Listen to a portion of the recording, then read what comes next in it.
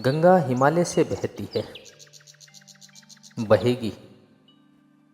उसके प्राण है, उसके पास जल है। वह बहेगी और सागर को खोज लेगी। न किसी पुलिस वाले से पूछेगी, न किसी पुरोहित से पूछेगी कि सागर कहाँ है। देखा किसी गंगा को चौरास्ते पर खड़े होकर पूछते कि सागर कहाँ है। उसके प्राणों में छिपी है सागर की खोज और ऊर्जा है। तो पहाड़ तोड़ेगी, मैदान तोड़ेगी और पहुंच जाएगी सागर तक। सागर कितना भी दूर हो, कितना भी छिपा हो, खोज ही लेगी। कोई रास्ता नहीं है, कोई गाइड बुक नहीं है जिससे पता लगे कि कहां से जाना है, लेकिन पहुंच जाती है। लेकिन बांध दिए जाएं, चारों तरफ परकोटे उठा दिए जाएं, प्रकृति की बाधाओं को तोड़कर तो गंगा सागर तक पहुंच जाती है। लेकिन अगर आदमी की इंजीनियरिंग की बाधाएं खड़ी कर दी जाए तो हो सकता है गंगा सागर तक न पहुंच पाए। यह भेद समझ लेना जरूरी है। प्रकृति की कोई भी बाधा असल में बाधा नहीं है, इसलिए गंगा सागर तक पहुंच जाती है, हिमालय को काट कर पहुंच जाती है। इंतजाम करे तो गंगा को सागर तक नहीं पहुंचने भी दे सकता है। प्रकृति का तो एक सहयोग है। वहां जो बाधा भी दिखाई पड़ती है वह भी शायद शक्ति को जगाने के लिए चुनौती है। वहां जो विरोध भी दिखाई पड़ता है वह भी शायद भीतर प्राणों में जो छिपा है उसे प्रकट करने के लिए बुलावा है। वहां शायद कोई बाधा नहीं है, वहां हम बीज को दबाते हैं जमीन में। दिखाई पड़ता है कि जमीन की एक परत बीज के ऊपर पड़ी है, बाधा दे रही है, लेकिन वह बाधा नहीं दे रही। अगर वह परत न होगी तो बीज अंकुरित भी नहीं हो पाएगा। ऐसा दिखाई पड़ता है कि एक परत जमीन की बीज को नीचे दबा रही है, लेकिन वह परत दबा इसलिए रही है ताकि बीज दबे, गले और टूट जाए और अंकुर बन जाए। ऊपर से दिखाई पड़ता है कि जमीन बाधा दे रही है, लेकिन वह जमीन मित्र है और सहयोग कर रही है बीज को प्रकट करने में। प्रकृति तो एक हारमोनी है, एक संगीतपूर्ण लयबद्धता है। लेकिन आदमी ने जो निसर्ग के ऊपर इंजीनियरिंग की है, जो उसने अपनी यांत्रिक धारणाओं को ठोकने की और बिठाने की कोशिश की है, उससे गंगाएं रुक गई है, जगह जगह अवरुद्ध हो गई है। और फिर आदमी को दोष दिया जाता है। किसी बीज को दोष देने की जरूरत नहीं है। अगर वह पौधा न बन पाए तो हम कहेंगे कि जमीन नहीं मिली होगी, ठीक, पानी नहीं मिला होगा, ठीक, सूरज की रोशनी नहीं मिली होगी, ठीक, लेकिन आदमी के जीवन में खिल न पाए फूल प्रेम का, तो हम कहते हैं तुम हो जिम्मेदार। और कोई नहीं कहता कि भूमि न मिली होगी, कोई नहीं कहता पानी नहीं मिला होगा, कोई नहीं कहता कि सूरज की रोशनी ना मिली होगी। इसलिए यह आदमी का पौधा अवरुद्ध रह गया, विकसित नहीं हो पाया, फूल तक नहीं पहुंच पाया। मैं आपसे कहना चाहता हूं कि बुनियादी बाधाएं आदमी ने खड़ी की है। प्रेम की गंगा तो बह सकती है और परमात्मा के सागर तक पहुंच सकती है। आदमी बना इसलिए है कि वह बहे और प्रेम बहे और परमात्मा तक पहुंच जाए। लेकिन हमने कौन सी बाधाएं खड़ी कर दी है? पहली बात, आज तक मनुष्य की सारी संस्कृतियों ने सेक्स का, काम का, वासना का विरोध किया है। इस विरोध ने मनुष्य के भीतर प्रेम के जन्म की संभावनाएं तोड़ दी है, नष्ट कर दी है इस निषेध ने। क्योंकि सच्चाई यह है कि प्रेम की सारी यात्रा का प्राथमिक बिंदु है काम, सेक्स। प्रेम की यात्रा का जन्म गंगोत्री, जहां से गंगा पैदा होगी प्रेम की, वह सेक्स है, वह काम है। और उसके सब दुश्मन हैं। सारी संस्कृतियाँ, सारे धर्म, सारे गुरु, सारे महात्मा तो गंगोत्री पर चोट कर दी है, वहीं रोक दिया है। पाप है काम, अधम है काम, जहर है काम। और हमने सोचा भी नहीं कि काम की ऊर्जा ही, सेक्स एनर्जी ही अंततः प्रेम में परिवर्तित होती है और रूपांतरित होती है। प्रेम का जो विकास है वह काम की शक्ति का ही ट्रांसफॉर्मेशन है, वह उसी का रूपांतरण है। एक कोयला पड़ा हो और आपको ख्याल भी नहीं आएगा कि कोयला ही रूपांतरित होकर हीरा बन जाता है। हीरे और कोयले में बुनियादी रूप से कोई भी फर्क नहीं है। हीरे में भी वही तत्व है जो कोयले में है, और कोयला हजारों वर्ष की प्रक्रिया से गुजरकर हीरा बन जाता है।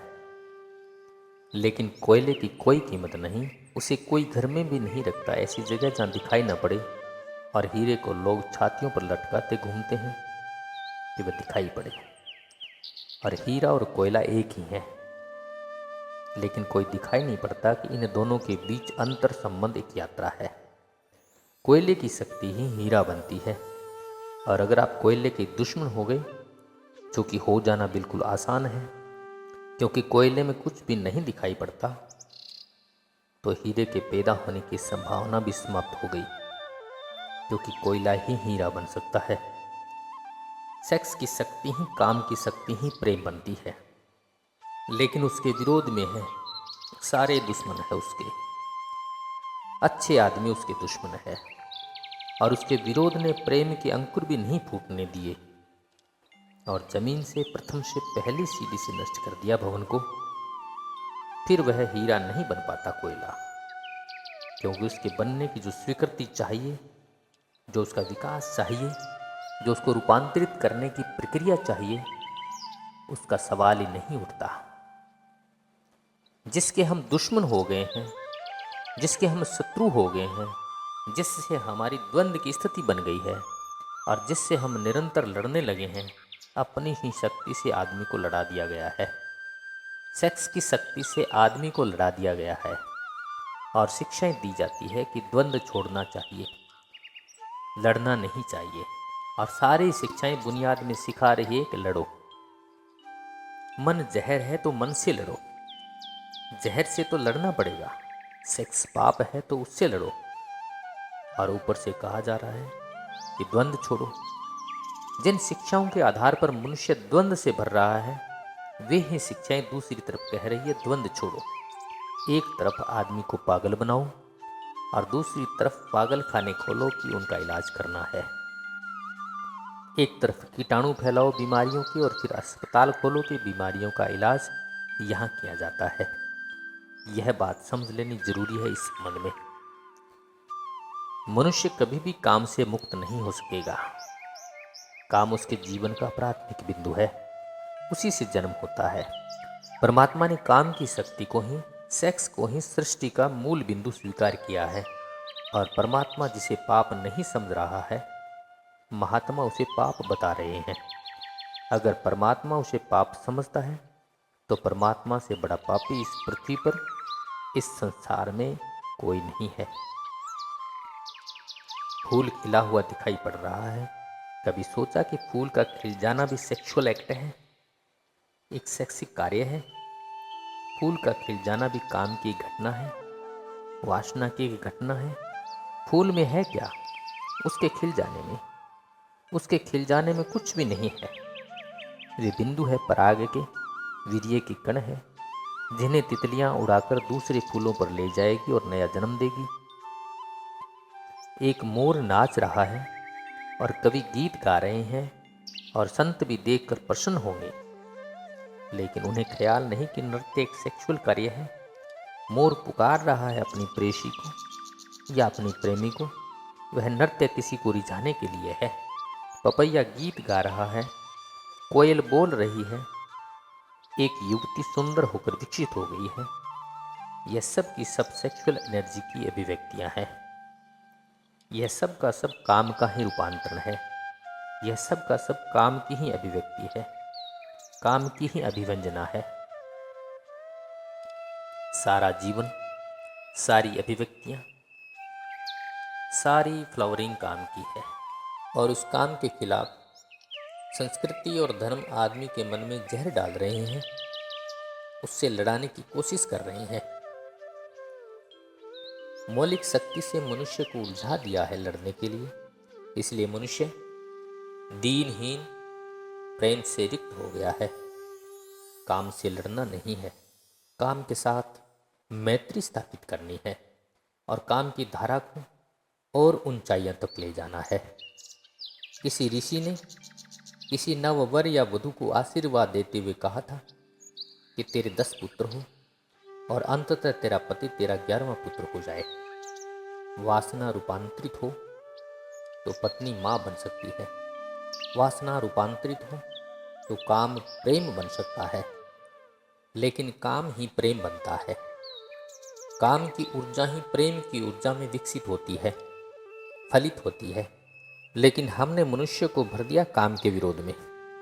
इसका परिणाम यह हुआ कि प्रेम तो पैदा नहीं हो सका, क्योंकि वह तो आगे का विकास था।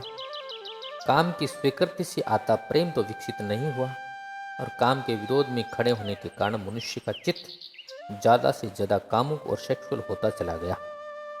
हमारे सारे गीत, हमारी सारी कविताएं, हमारे सारे चित्र, हमारी सारी पेंटिंग्स, हमारे मंदिर, हमारी मूर्तियां सब घूम फिरकर सेक्स के आसपास केंद्रित हो गई।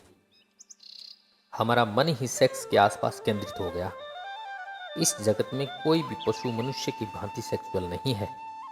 मनुष्य 24 घंटे सेक्सुअल हो गया। उठते बैठते सोते जागते सेक्स ही सब कुछ हो गया।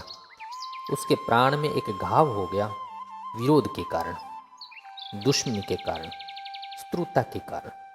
जो जीवन का मूल था उससे मुक्त तो हुआ ही नहीं जा सकता था, लेकिन उससे लड़ने की चेष्टा में सारा जीवन रुग्ण जरूर हो सकता था, वह रुग्ण हो गया। और यह जो मनुष्य जाति इतनी ज़्यादा कामुक दिखाई पड़ रही है, इसके पीछे तथाकथित धर्मों और संस्कृति का बुनियादी हाथ है। इसके पीछे बुरे लोगों का हाथ नहीं है, सज्जनों और संतों का हाथ है। और जब तक मनुष्य जाति सज्जनों और संतों के इस अनाचार से मुक्त नहीं होती, तब तक प्रेम के विकास की कोई संभावना नहीं है।